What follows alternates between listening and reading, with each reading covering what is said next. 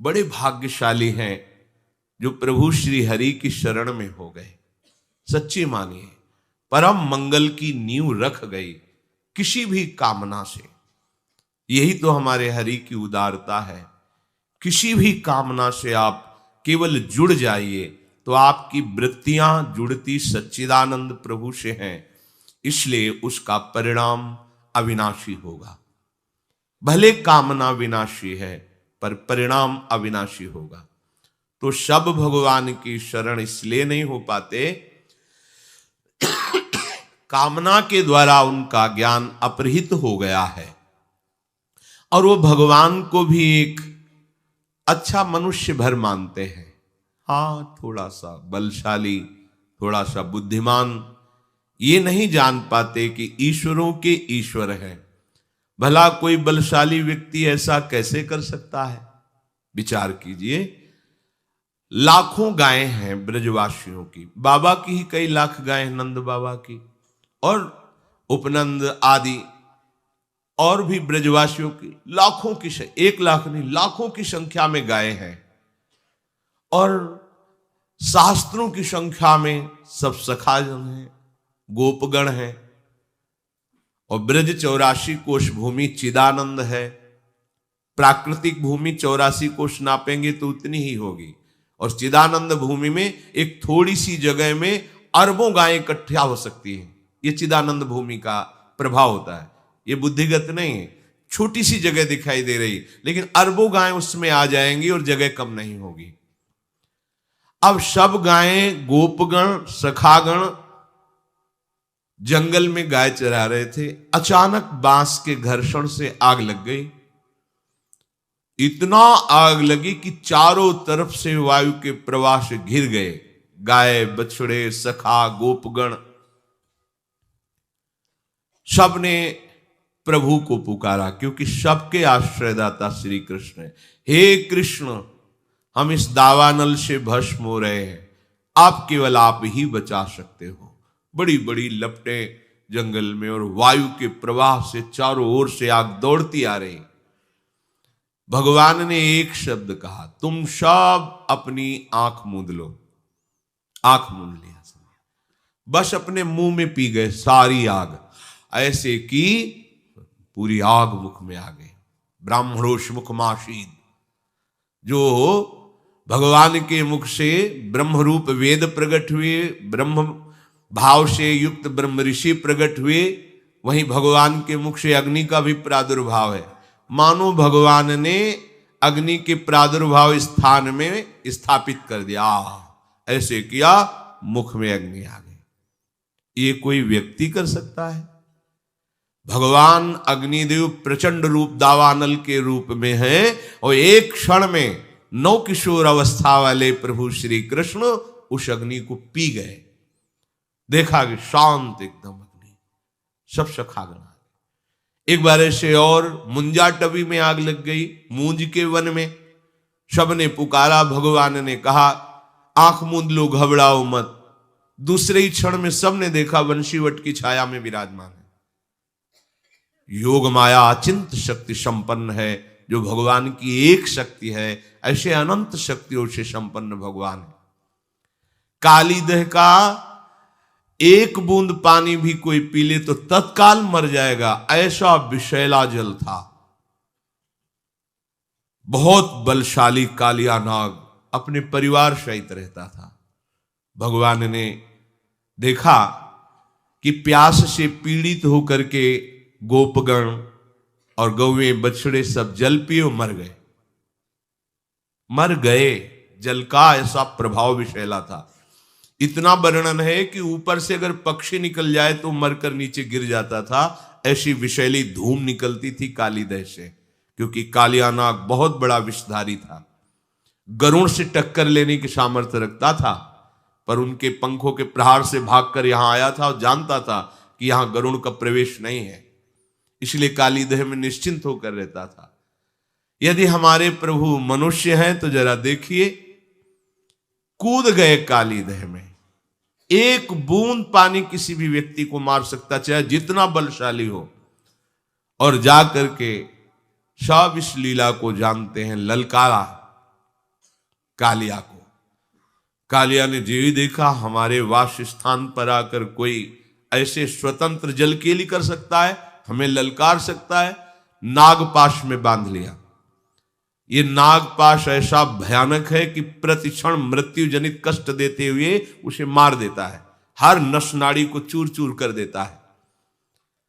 पर अमित बलशाली भगवान श्री कृष्ण के शरीर में उसी को पीड़ा होने लगी, नागपाश छोड़ करके खड़ा हो गया और विचार करने लगा, आज तक तो कोई ऐसा नहीं जो मेरे नागपाश में बंद कर भी बलशाली बना रहे, लेकिन यहां तो मेरा ही नागपाश मुझे ही कष्ट देने लगा। फटने लगा उसका शरीर जैसे ही भगवान को जकड़ने की कोशिश की। भगवान उसके फणों पर ऐसे हाथ रखकर छलांग मारी और ऊपर उसके सिर पर जाकर के नृत्य करने लगे। देवता गंधर्व जो संगीत विशारद जन है सुंदर संगीत बजाने लगे। नटवर नागर उनके फणों पर नृत्य कर रहे, जो फण नहीं झुकाता रौंद देते अमित बलशाली श्री कृष्ण। अब विष की जगह खून निकलने लगा, प्राण व्याकुल हो गए। तब उसने हृदय से भगवान हरि को पुकारा, कालिया ने। अब ये नहीं जानता कि अमित बलशाली श्री हरि ही उसके फणों को कुचल रहे हैं। नागपत्नियों ने प्रार्थना की, भगवान नीचे उतर कर आए और कहा, यहां से जाओ रमणक द्वीप, अब मेरे चरण चिन्हों से युक्त हो गया है तुम्हारा शरीर, अब गरुण तुम्हें बिल्कुल विक्षेप नहीं पहुंचाएंगे, सुखपूर्वक रहो, पर ब्रज की सीमा के अंतर्गत नहीं। ये हमारे भोरे भारे ब्रजवासी जनों को किसी भी तरह का कष्ट हो ये मुझे बर्दाश्त नहीं। परिवार सहित छोड़कर, ये मनुष्य है। छठी का दिन है, अभी 6 दिन के लालजू हैं। भयानक बलशाली देवता भी कांपते हैं, जिससे ऐसी पूतना हलाहल विष लगा करके कंस से वादा करके कि एक नंदन क्या पूरे ब्रजवासियों के 10 दिन के बालकों को मार के अभी आती हूं। भगवान ने पहले ही विचार कर रखा था कि अगर ये अन्य जनों के पास जाएगी तो हमारे सखाओं को हानि पहुंचाएगी। सीधे आकर्षण किया, उसका विचार बदला कि पहले ब्रज के मुखिया नंद बाबा के घर से ही शुरू करते हैं। ऐसा सुंदर रूप बनाया कि लक्ष्मी भी मोहित हो जाए। यशोदा मैया रोहिणी जी ने देखा कि लगता है साक्षात सौंदर्य समुद्र लक्ष्मी जी आ रही हैं, क्योंकि हमारे घर लालजू पधारे हैं, तो बड़ी कृपा हुई, ये आशीर्वाद। कोई कुछ उसको टोका नहीं, इतना सुंदर रूप बनाया। और सीधे इशारे से पूछा, कहां है लालजू? इशारा कर दिया। लालजू ने आंख मूंद ली। आज छठी का दिन है और हमें जहर पिलाने आ रही है। आंख मूंद ली प्रभु ने कि हमारी दृष्टि पड़ने पर कोई कुभाव वाला रह जाए ऐसा तो नहीं, इसलिए दृष्टि को रोक लिया कि तू अपने भाव पूर्ण कर ले। आइए, प्रभु को गोद में उठाया और अपने भयानक हलाहल विष लगे हुए स्तनों को प्रभु के मुख में दे दिया। करुणा समुद्र है प्रभु, देखो आई है मारने। प्रभु के छोटे छोटे श्री चरण उसके वक्षा स्थल पे हैं, कर कमल से उसका वक्षोज पकड़े हुए हैं और मुख से दुग्ध पान कर रहे हैं। थोड़ी ही देर में आवेश में आए प्रभु और दुग्ध के साथ प्राण पीने लगे। अब तो वो सुंदर रूप छोड़कर भयानक रूप धारण करके चीखती, अरे छोड़ दे छोड़ दे, भागी। 6 कोस के वृक्षों को तोड़ती हुई भयानक पूतना मृत्यु को प्राप्त हुई। भगवान ने उसकी जीवात्मा को अपने धाम भेजा। ये मनुष्य है प्रभु, जो लोग इनको समझते हैं कि ये तो कृष्ण मनुष्य है, ये मनुष्य है। जिस समय देवराज इंद्र ने देखा अपनी पूजा को भंग ब्रजवासियों ने कर दिया, एक कृष्ण के कहने पर, और एक पहाड़ की पूजा कराई गिरिराज जी की। अब मैं इनको दंड दूंगा ब्रजवासियों को। ये पता होना चाहिए कि जो भगवद आश्रित है उसे केवल भगवान ही दंड विधान कर सकते हैं। अगर दूसरा कोई दंड विधान की सोचे तो वो दंड का अधिकारी हो जाता है। भगवत दास को केवल भगवान ही सुधारने के लिए ऐसा विधान रच सकते हैं। त्रिभुवन में किसी की ताकत नहीं कि जो हरि आश्रित हो उसके ऊपर अपना दंड विधान लागू कर दे।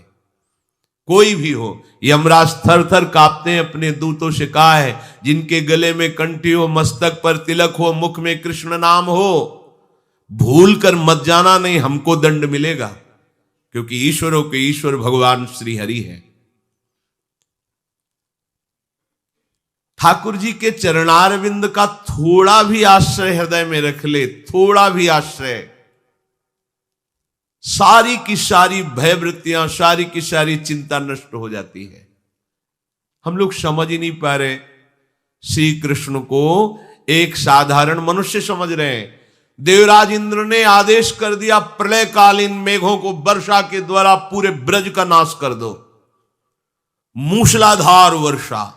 सब ब्रजवासी जन, हे कृष्ण अब तो आप ही रक्षा कर सकते हो। 21 किलोमीटर के गिरिराज महाराज खेल खेल में ऐसे उठा लिया, ऐसे 7 दिन 7 रात्रि तक ऐसे संपूर्ण ब्रजवासियों को सुखपूर्वक अपने दर्शन से ऐसा अमृत बरसा रहे थे। न किसी को भूख लगी, न किसी को प्यास लगा, न किसी को किसी भी तरह की अन्य क्रियाएं करने की सोच, लघु शंख, किसी को कुछ, सब मंत्र मुग्ध श्री कृष्ण रूप में खोए हुए हैं, मानो सब समाधि भाव को प्राप्त है। और आश्चर्य, चारों तरफ श्री कृष्ण को सब ब्रजवासी जन घेरे हुए हैं और सबके सन्मुख प्रभु हैं। अगर चारों तरफ कोई, तो एक दिशा में ही तो प्रभु का मुख होगा, पर ऐसा नहीं, संपूर्ण ब्रजवासियों को श्री कृष्ण अपने सामने दिखाई दे रहे हैं, उनकी रूप माधुरी का पान करते हुए 7 दिन तक न किसी को भूख, न प्यास, न निद्रा, न कोई अन्य क्रिया की आवेग, सब रूप माधुरी में डूबे हुए। ऊपर से वर्षा, एक बूंद पानी गिरिराज जी के नीचे नहीं गया। हार गया देवराज इंद्र आकर चरणों में। ये मनुष्य है श्री कृष्ण, विचार करो। बड़े बड़े ऋषि मुनियों ने तपस्या करके भगवान को अपने प्रीतम रूप में चाहा, वेद की ऋचाएं प्रीतम रूप से भजी, वही आके गोपियां बनी और उन्हीं गोपियों को गलवैया देकर प्रभु बन विहार रास विहार। ये श्री कृष्ण मनुष्य है, इनकी मनुष्यकृत लीला है। बस ये जो बुद्धि माया के द्वारा अपहृत हो गई है, इसीलिए प्रभु श्री कृष्ण की इन महामहिम लीलाओं को सुनने के बाद, पढ़ने के बाद भी ये बात समझ में नहीं आती। इसीलिए श्री भगवान कहते, नाहम प्रकाशः सर्वस्य योग माया समावृतः मूढ़ोऽयं नाभिजानाति लोको मामजमव्ययम्। ये जो मूढ़ लोग हैं, मूढ़ कौन है? जो असत भोगों में सुख बुद्धि करके फंस गया है, वही मूढ़ है, मूढ़ात्मा। मूढ़ता यही है कि श्री हरि भक्ति रूपी सुरसरी धारा का त्याग करके क्षुद्र भोग ओष कण से हम प्यास बुझाना चाहते, यही मूढ़ता है। श्री हरि सबके समुद्र हैं, ऐश्वर्य के भी हैं, वैभव के भी, माया के भी, ज्ञान के भी, प्रेम के भी, जो चाहिए इनको छोड़कर अन्य आश्रय, ये मूढ़ता है। प्रभु कह रहे हैं, ये जो मूढ़ मनुष्य समुदाय है, मूढ़ोयम नाभिजानाति, ये लोग मेरा परिचय नहीं जानते। बड़े भाग्य हैं जिनको भगवत चर्चा सुनने को मिलती, भगवत चर्चा करने को मिलती है, भगवान नाम जपने का अवसर मिलता, ये बहुत बड़े भाग्य है। बिना कृपा के